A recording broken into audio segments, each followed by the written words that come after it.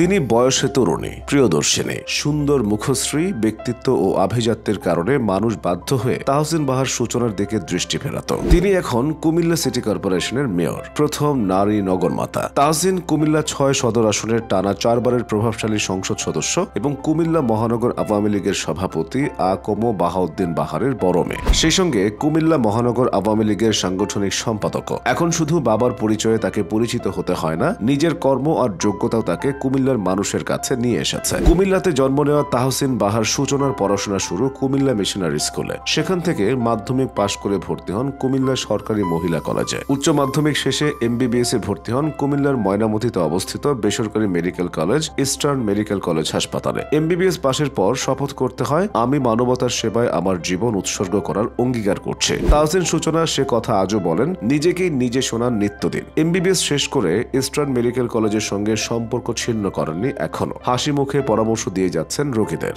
জাগ্রত মানবিকতা বা হিউম্যানিটি অ্যালাইভ নামে একটি স্বেচ্ছাসেবী সংগঠন প্রতিষ্ঠা করেছেন তিনি। সেই সংস্থা কোনো অনুদান ছাড়াই প্রতি বছর মেডিকেল ক্যাম্প, রক্তদান কর্মসূচি পালন করে আসছে। করোনা ভাইরাস মহামারীর সময় 20,000-এরও বেশি অসহায় পরিবারকে খাদ্য সহায়তাও পৌঁছে দিয়েছে জাগ্রত মানবিকতার কর্মীরা। কেবল কুমিল্লা শহর নয়, জেলার 17টি উপজেলাতেই কাজ করে তাহসিন বাহার সূচনার সংগঠন। শহরের আশ্রম, এতিমখানা, মাদ্রাসায় নিয়মিত সহযোগিতা করে তারা। নারী অধিকার নিয়েও কাজ করে যাচ্ছেন তিনি। কিছুটা নিভৃতে হলেও সেগুলো সরকারের স্বীকৃতি পেয়েছে। সমাজ উন্নয়নে অবদান রাখায় মহিলা ও শিশু বিষয়ক মন্ত্রণালয় তাকে জয়িতা সম্মাননা দিয়েছে 2020 সালে। পরের বছর তাকে বিশেষ সম্মাননা দেয় সেভ দ্য ফিউচার ফাউন্ডেশন নামের একটি সংগঠন। 2022 সালে থাইল্যান্ডের ব্যাংককে গ্লোবাল ইয়ুথ পার্লামেন্ট আয়োজিত গ্লোবাল ইয়ুথ লিডারশিপ অ্যাওয়ার্ডও পেয়েছেন তিনি। বাংলাদেশ জাতীয় সমাজ কল্যাণ পরিষদের পরিচালনা বোর্ডের সদস্য, কুমিল্লার নবনির্বাচিত এই মেয়র। তিনি কার্যনির্বাহী সদস্য হিসেবে কাজ করছেন জাতীয় অন্ধ কল্যাণ সমিতিতেও। নানা ধরনের ব্যবসাও রয়েছে তাহসিন বাহার সূচনার।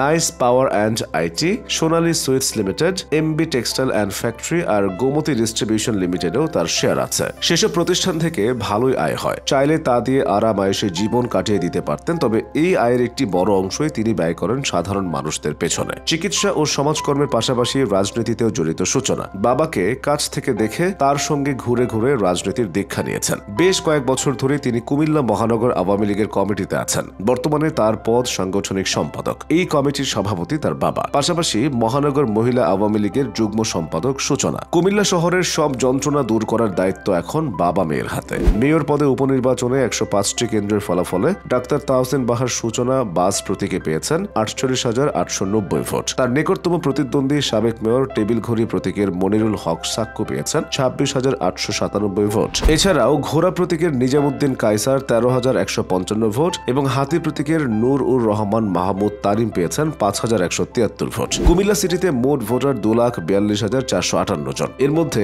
নারী ভোটার 1,24,278, পুরুষ ভোটার 1,18,182 জন এবং 2 জন তৃতীয় লিঙ্গের ভোটার রয়েছেন।